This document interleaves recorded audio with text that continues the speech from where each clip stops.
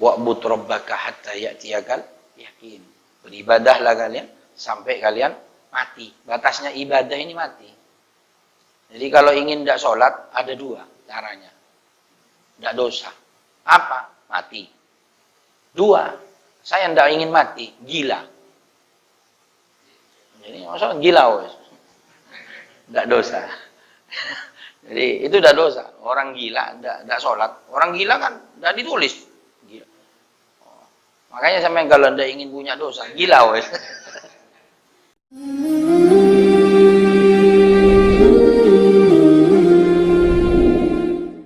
Assalamualaikum warahmatullahi wabarakatuh.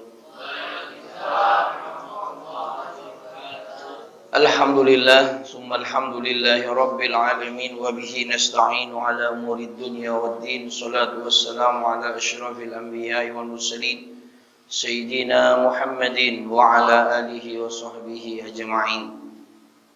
Allahumma salli wa sallim wa barik ala Sayyidina Muhammad wa ala alihi wa ashabihi ajma'in wa tabi'in wa tabi' tabi'in wa man tabi'a sunnatahu wa iqtada bihuda ila yaumil liqa'illah. Amma ba'du, subhanaka la ilma lana illa ma 'allamtana innaka antal alimul hakim. Rabbi shrah li sadri wa yassir li amri wahlul 'uqdatan min lisani yafqahu qawli wa saddid lisani wahdi qalbi bihaqqi sayyidina Muhammadin sallallahu alaihi wa alihi wasallam. Para jamaah salat subuh yang berbahagia, yang dirahmati oleh Allah, pengunjung-pengunjung taman surganya Allah yang ada di dunia yang berbahagia, yang insyaallah dirahmati oleh Allah Subhanahu wa taala. Alhamdulillah, pada pagi hari ini kembali Allah mengumpulkan kita di rumahnya Masjid Hidayatullah dalam keadaan sehat walafiat, dalam keadaan iman yang masih dijaga, dalam keadaan semangat yang masih juga membara di hati kita. Mudah-mudahan perjumpaan kita, kumpulnya kita pada pagi hari ini dijadikan sebab oleh Allah dosa kita, dosa orang tua kita, dosa guru-guru kita diampuni oleh Allah Subhanahu wa taala, dan juga dijadikan sebab oleh Allah kita kelak tetap berkumpul seperti ini bersama dengan Nabi kita Nabi Muhammad sallallahu alaihi wasallam. Amin ya rabbal. Salawat dan salam mudah-mudahan senantiasa tetap tercurah limpahkan keharibaan junjungan kita Nabi besar Muhammad sallallahu alaihi wasallam. Mudah-mudahan kita semua senantiasa mendapatkan syafaat kelak di yaumil qiyamah. Amin ya rabbal. Para jamaah yang dirahmati oleh Allah, Rasulullah sallallahu alaihi wa alihi wasallam dawuh sebagai pegangan agar supaya kita tetap bersemangat di dalam sholat berjamaah khususnya di masjid. Nabi bersabda, "Man shallas shalawatil khamsa falahu khamsatu asya." Siapa orang yang istiqomah, tentunya istiqomah sholat berjamaah di masjid, istiqomah berjamaah walaupun cuma 2 orang, maka orang itu kata Nabi akan dikasih 5 jaminan. 5 jaminan. Nabi ini yang jamin ini. Yang pertama, al-awwal la yusibuhu fakrun fid dunya. Tidak kira melarat hidupnya di dunia. Ini orang sholat berjamaah. Nabi yang jamin. Tidak mungkin melarat. Kalau sogeh ini takdir, ya sering saya sampaikan. Kaya ini takdir, tidak bisa. Orang kaya semua tidak bisa. Walaupun tidak kaya, tapi yang enak ini kan tidak fakir, tidak bingung. Itu yang hebat. Orang kaya kadang juga bingung. Tapi orang ini dikayakan oleh Allah. Orang yang biasa-biasa saja, tapi tidak fakir, hidupnya tidak fakir. Tidak bingung, segala kebutuhannya tidak bingung. Tenang aja. Dicukupi oleh Allah. Ini jaminan pertama. Terus yang kedua, Yarfa'ullahu anhu adzabal qabri. Orang itu yang sering sholat berjamaah tidak mungkin diadab di kuburnya. Selamat. Ini yang mahal. Insyaallah adab kubur. Insyaallah. Orang ini Sayyidina Umar dulu diceritakan adab kubur, diceritakan adab neraka, tenang Sayyidina Umar. Tenang. Begitu diceritakan adab kubur semaput. Sayyidina Umar dari saking bahayanya di alam kubur, dari saking pedihnya di alam kubur siksanya. Umar sekarang diceritakan adab kubur, iya enggak semaput. Ya, enteng guyu malah. Ketemu sesuk wes. Ini ya, padahal adab kubur ini lebih kejam, lebih pedih. Samaan orang jalan ini yang ngelayat ini sudah kakinya sudah pergi, malaikat datang. Marabbuka, siapa Tuhanmu gitu. Waman nabiyuka, siapa nabimu. Semua itu komplit terkandung ada di dalam Al-Qur'an, di dalam sholat. Makanya habis sholat itu salaman-salaman kan itu menunjukkan kerukunan. Karena dikubur besok ditanya, wama ikhwanuka, siapa saudaramu. Saudara kita bukan kakak, adik, iya itu saudara kandung. Saudara kita muslimin, muslimat, saya, sampean saudara saya saudaranya sampean. Yang sama-sama mengucap la ilaha illallah, syahadat, asyhadu alla ilaha illallah, itu saudara. Mulai dari Nabi Adam sampai kiamat, itu saudara kita. Maka orang yang sholat itu kan bisa lama, itu kan legowo. Nah, mati dalam keadaan tidak nyopo, tidak bisa jawab. Tidak bisa jawab. Ya. Nah ini ya jamaah. Jadi orang yang sudah diadab di dalam kubur, ditanya itu, orang yang sholat pasti bisa. Orang yang tidak sholat tidak bisa. Tidak kira bisa. Tidak kira bisa jawab. Siksa sudah. Sampai kapan? Sampai kiamat. Jadi orang yang mati itu kemarin itu, yang mati hari ini, itu tidak langsung di akhirat, itu sekarang masih di alam barzah namanya. Alam barzah. Alam barzah ini, rohnya ini masih bisa pulang pergi ke rumahnya masing-masing. Masih bisa pulang. Bagaimana hadis Nabi, inna arwahal mu'minuna ya'tuna ila sama'id dunya fi kulli lailatin. Rohnya orang mukmin datang tiap malam ini ke rumahnya, wa yakifuna bihida'i buyutihim fi kulli lailatin, setiap malam. Ya, rohnya orang mukmin ini datang ke dunia, ke rumahnya itu setiap malam. Bukan setiap malam Jumat. Dia jalan. Makanya orang mati ini pindah tempat, ngelihat sama kita yang hidup. Tahu kita saat ini ngaji ini, tahu orang tua kita ini. Senang. Begitu juga kalau kita bermaksiat, tahu yang mati itu. Karena ditampakkan. Katanya siapa? Allah. Wa kulli malu fasayarallahu amalakum wa rasuluhu mu'minun. Itu Allah yang ngomong. Oh, kata siapa? Ya Allah, enggak percaya sama Al-Qur'an gimana? Kafir. Beres. Selesai.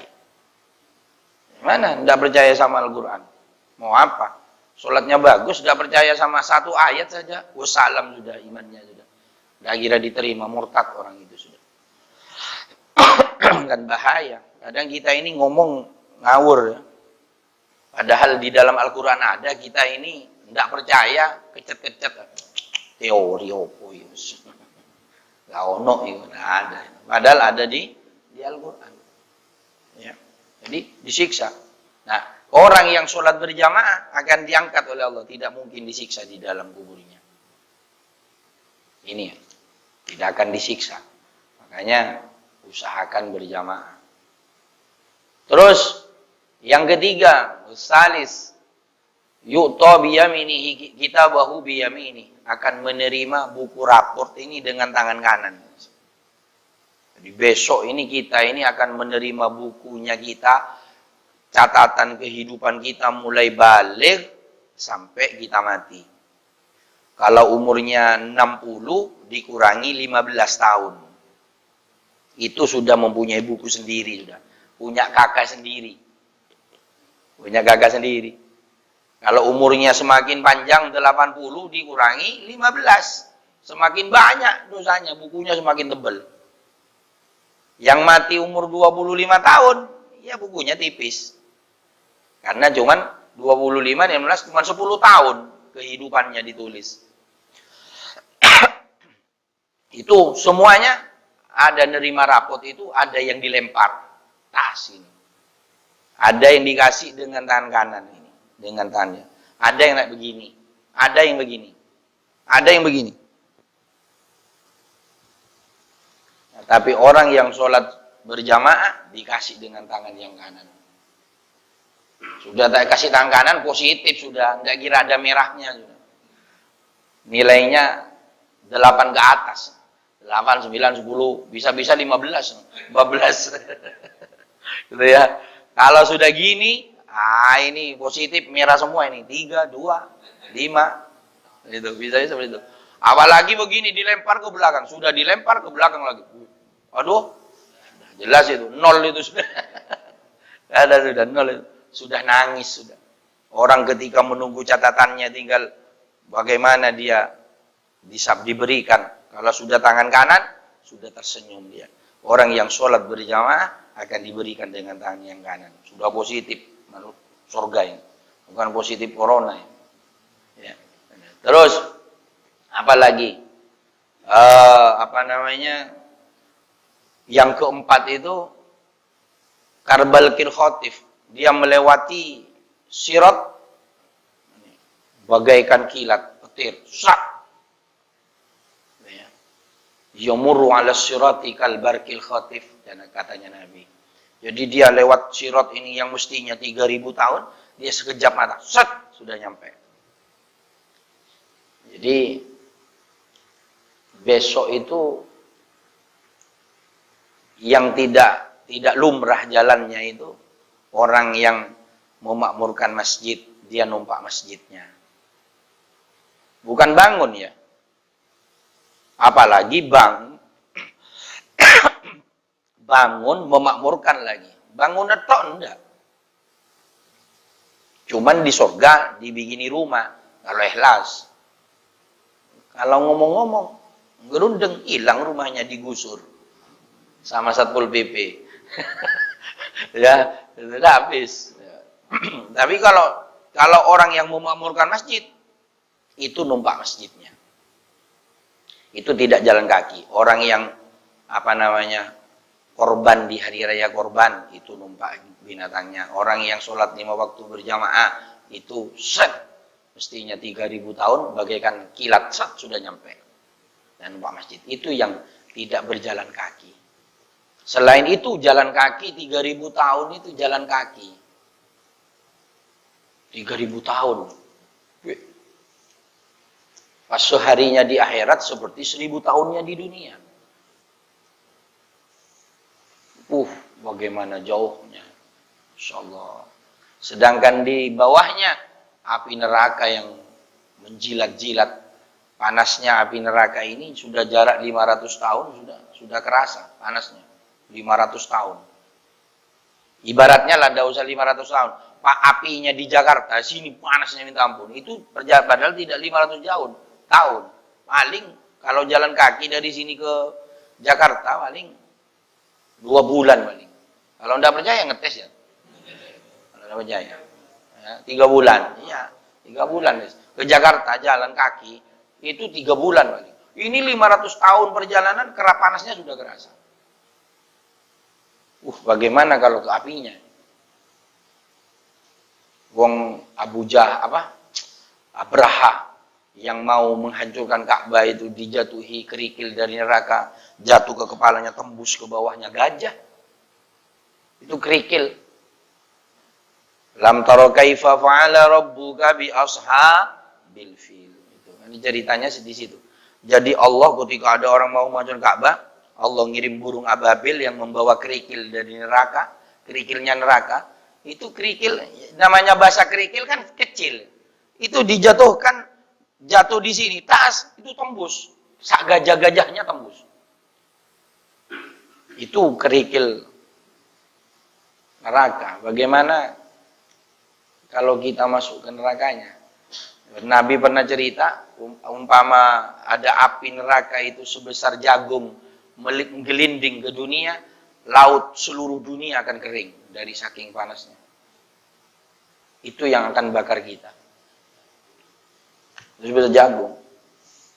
Itu yang akan membakar kita besok kalau kita tidak ibadah kepada Allah Subhanahu wa taala. Insyaallah. Ini ada jangan. Jadi yamuru 'ala sirati kal barqil khatif yang keempat. Nah, terus yang kelima, orang yang sholat berjamaah itu, yang istiqomah berjamaah, ini yadkhulunal jannah bila hisab wal adab, dimasukkan ke surganya Allah tanpa tanya, tanpa hisab, tanpa tanya. Tidak ada pengecekan masker, tidak ada. Lolos. Vaksin tidak ada. Tidak ada pertanyaan vaksin, tidak ada pertanyaan tidak ada. Tidak kayak di pelabuhan, kayak pelabuhan kan mana vaksinnya, rapid. Di orang yang sholat berjamaah besok masuk surga tidak ada. Rapid, vaksin, masuk. Ayo pilihin wis pintu surga ini, pilihin wis, melebu wis. Bila hisab wal adab, tanpa hisab, tanpa adab. Orang yang sholat berjamaah insyaallah. Makanya apa khusus laki-laki ini? Khusus laki-laki. Beda dengan perempuan. Sholatul rajuli ma'al jamaah khairun min sholatin sab'ina arba'ina sana fi baitihi munfaridan. Orang sholat di masjid satu kali dengan berjamaah itu lebih bagus daripada kita sholat di rumah ini selama 40 tahun.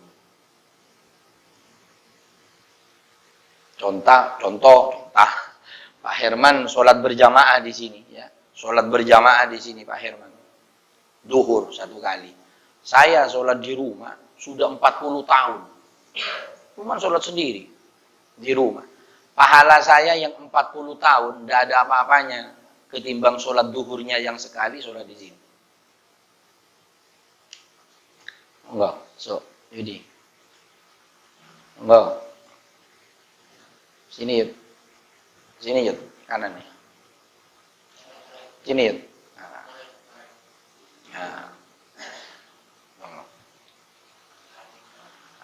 Ya. Jadi seperti itu. Jadi sholatnya kita satu kali, bagaimana kalau 5 kali sehari? Nah ini yang menjadi dorongan kita supaya kita sebenarnya dulu Sya'ban itu sampai sholat jaraknya rumahnya itu perjalanan 3 jam dari rumah menuju masjid itu 3 jam. Rumah kita dekat. Itu Sya'ban 3 jam dari rumahnya sholat ke masjid sampai batasnya mati. Subuh tidak ada Sya'ban. Ternyata mati di rumahnya. Wa'bud rabbaka hatta ya'tiyakal yakin. Beribadahlah kalian sampai kalian mati. Batasnya ibadah ini mati. Jadi kalau ingin tidak sholat ada 2 caranya. Tidak dosa. Apa? Mati. 2, saya tidak ingin mati, gila. Jadi masalah gila wes. Tidak dosa. Jadi itu tidak dosa. Orang gila tidak sholat. Orang gila kan tidak ditulis. Gila. Makanya sampai kalau tidak ingin punya dosa, gila wes. Gitu ya. Itulah penyemangat supaya kita terus bersemangat berjamaah. Nah, selanjutnya pembahasan akan tetapi masuk ke fikihnya ini. Akan tetapi berjamaah ini penyemangat supaya kita mau berjamaah. Tapi berjamaah ini tidak semua berjamaah itu benar diterima oleh Allah jamaahnya itu. Tidak semua. Makanya terus kita disuruh ngaji ini supaya kita ini di dalam sholat berjamaah tidak salah. Karena ibadah, sering saya sampaikan, ibadah ini tidak semua ibadah man bi ghairi ilmin ya'mal a'maluhu mardudatun la tuqbal. Katanya Ibnu Ruslan yang ngarang kitab Zuhad. Beliau orang alim. Man bi ghairi, siapa orang yang tanpa ilmu, bukan karena ngerti dia berjamaahnya, tapi karena hanya ikut-ikutan di TV sholat begini. Kalau sholat, ya bapak-bapak saya dulu begitu. Bukan karena mengerti. Maka sholatnya tidak diterima.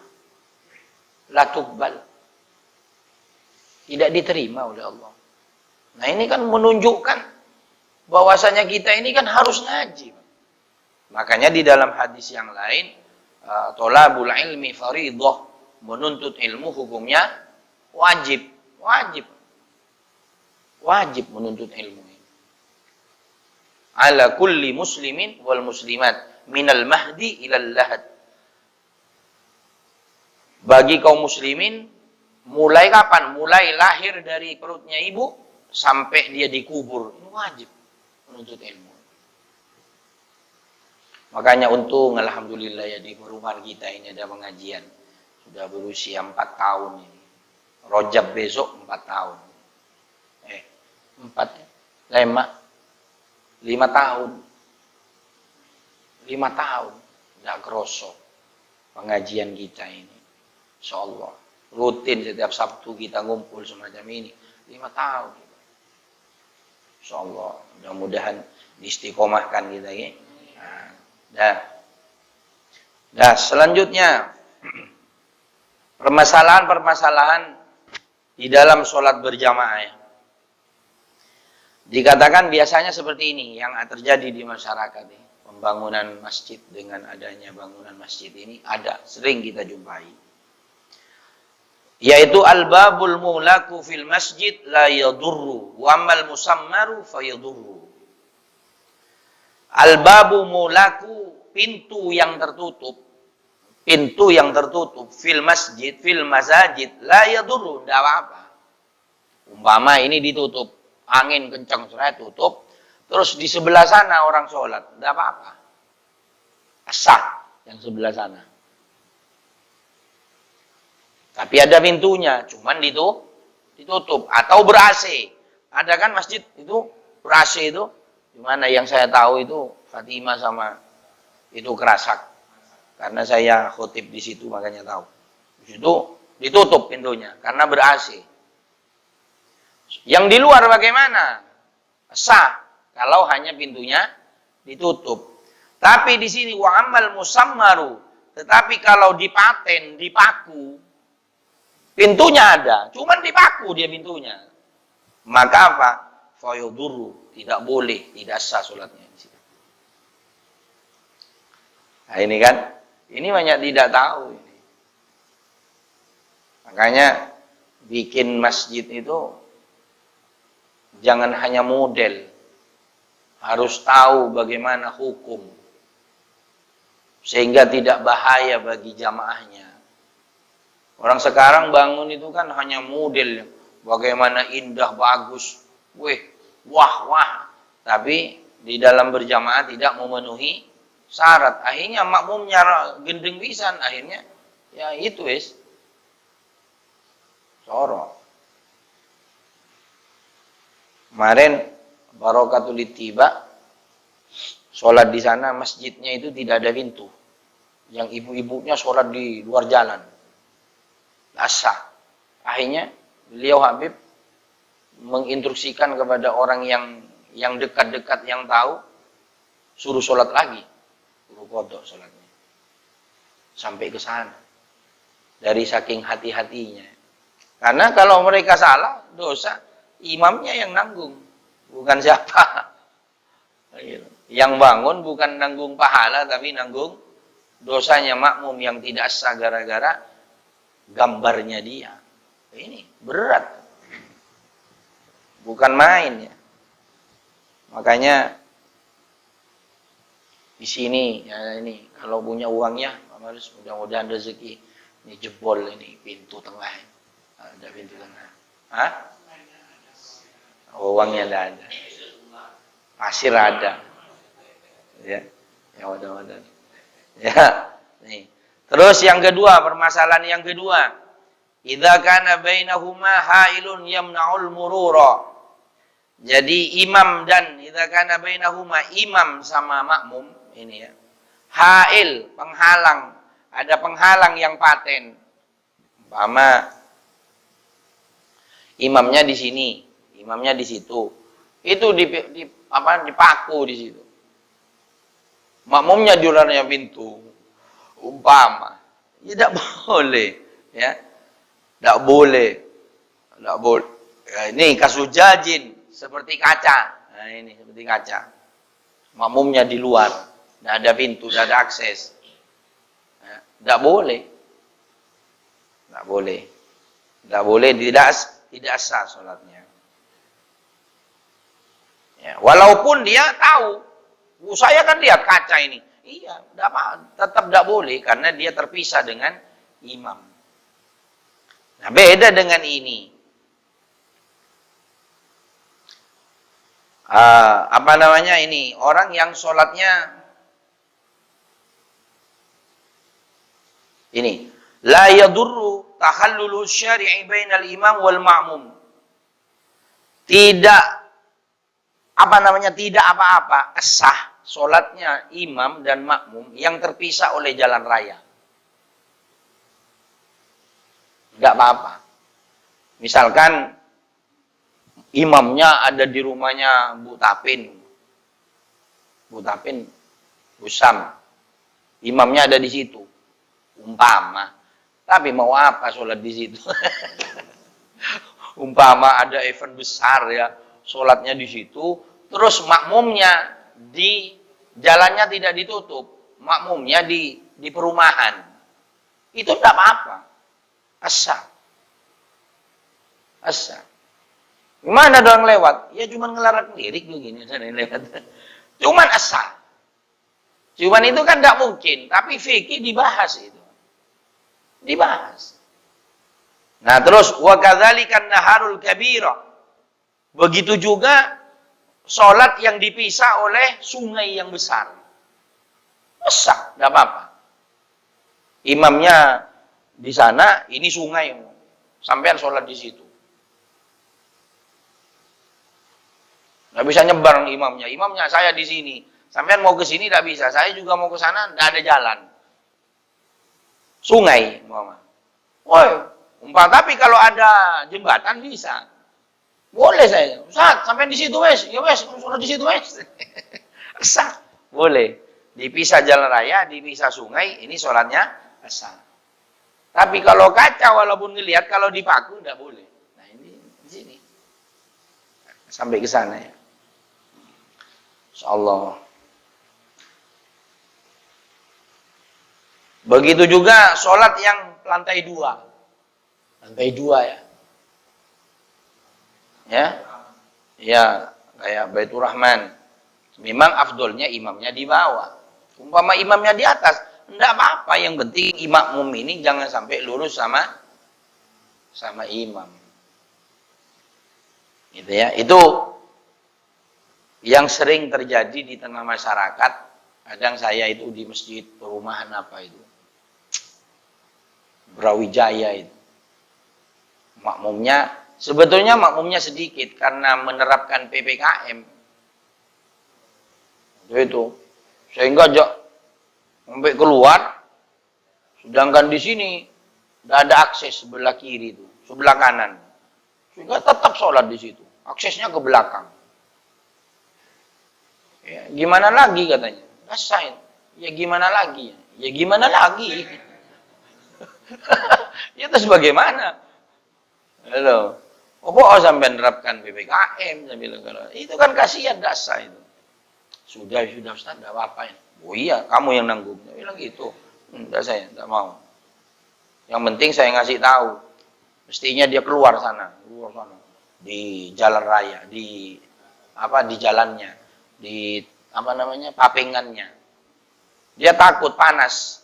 Dia tidak mau sholat di papingan, panas. Sehingga sholat yang di tempat yang tidak sah. Nah, itu resikonya. Nah, makanya penting sekali ya seorang imam ini di dalam satu masjid ini mengerti hukum ini penting sekali, sehingga menjamin jamaah ini terjamin kesahannya, tidak sembarangan.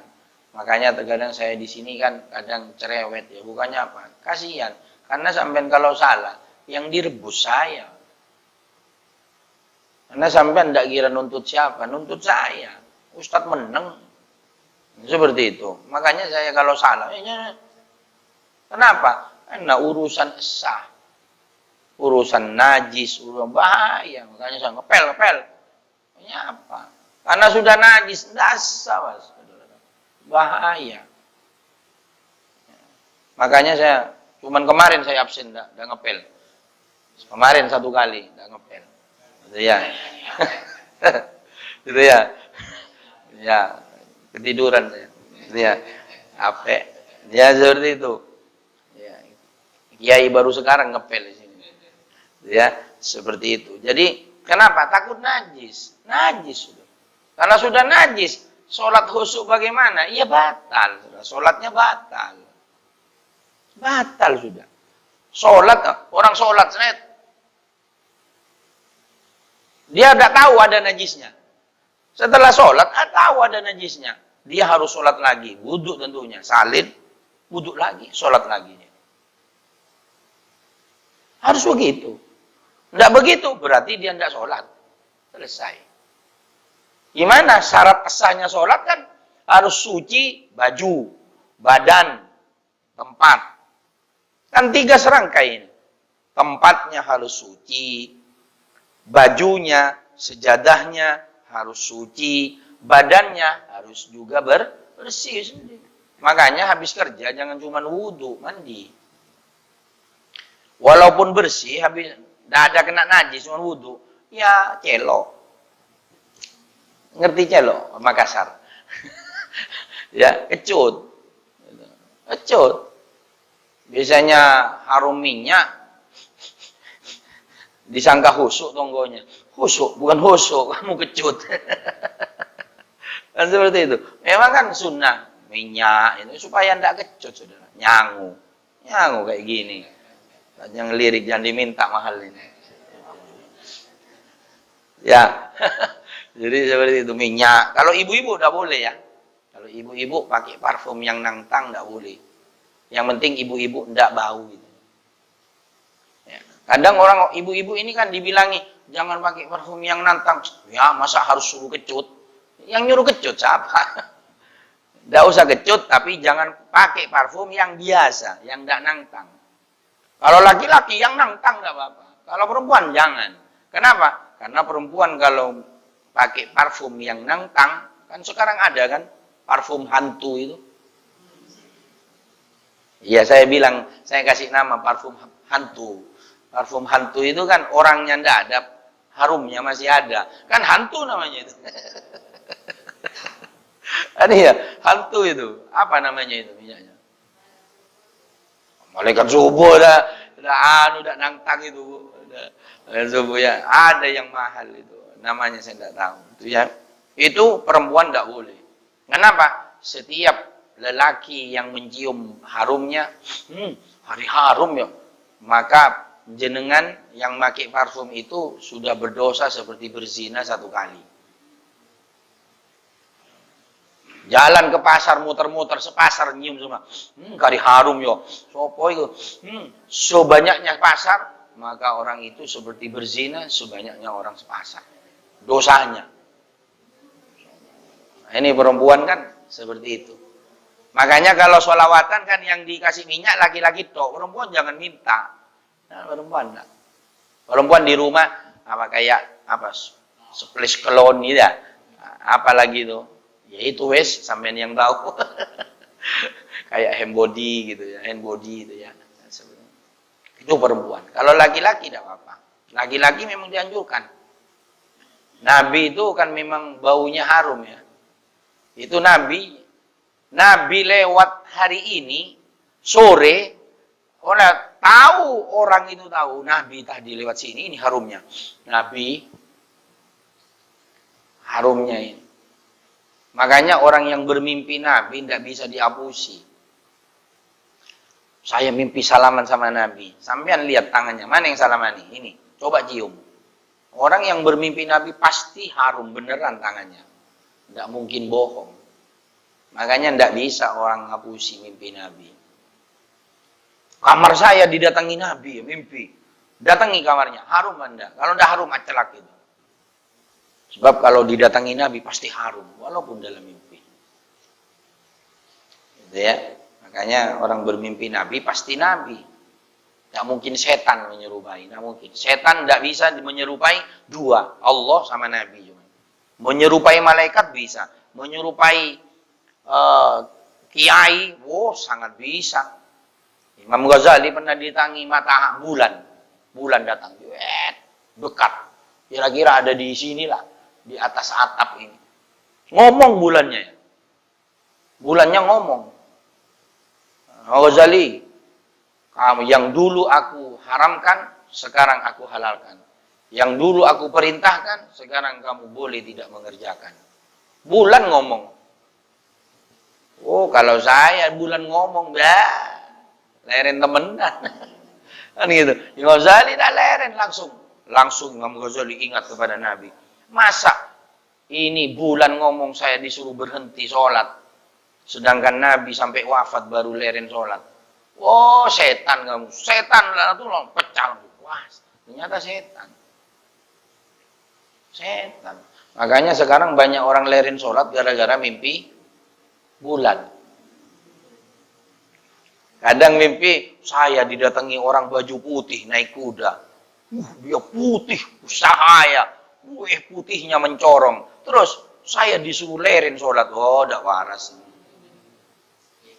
Terus dia leren temenan. Dia setan. Jadi kalau Allah tidak mungkin nyuruh leren sholat. Itu seperti itu para jamaah. Jadi itulah fikihnya permasalahan. Sekarang ini jam 5 sudah terang. Ya. Ini kesusu ini jam kesusu. Ya. Jadi seperti ini ya. Jadi seperti itu permasalahan. Kalau sampean ada di masjid itu sampean minggir saja. Minggir, jangan sholat di tempat yang dipaten, mundur supaya sah jamaahnya kita. Demikian para jamaah sekalian yang bisa saya sampaikan. Mudah-mudahan menjadi ilmu yang manfaat barakah. Pulang dari tempat ini terus kita bersemangat untuk melaksanakan sholat jamaah, bersemangat di dalam hadir pengajian. Karena dengan ngaji kita akan bertambah ilmu kita, sanggup di dalam beribadah kepada Allah Subhanahu wa taala. Amin ya rabbal alamin. Allahumma anfa'na bima 'allamtana, rabbi 'allimna alladhi yanfa'una, rabbi faqihna wa faqih lana wa qarabati lana fi dinina wa 'al-qutil sadaqar rabbi wafiqna wafiqhum lima tertadi qala nufi'lan karam rizqil kull halalan daima wa akhil da'u laman uhdha bil khair fa kull syai. اللهم اهدنا بهداك واجعلنا في رضاك ولا تولنا ولا سواك ولا تجعلنا ممن خلف امرك وعصاك وحسبنا الله ونعم الوكيل ولا حول ولا قوه الا بالله العلي العظيم وصلى الله على سيدنا محمد walhamdulillahi rabbil alamin. Terima kasih, kurang lebihnya mohon maaf. Assalamualaikum warahmatullahi wabarakatuh.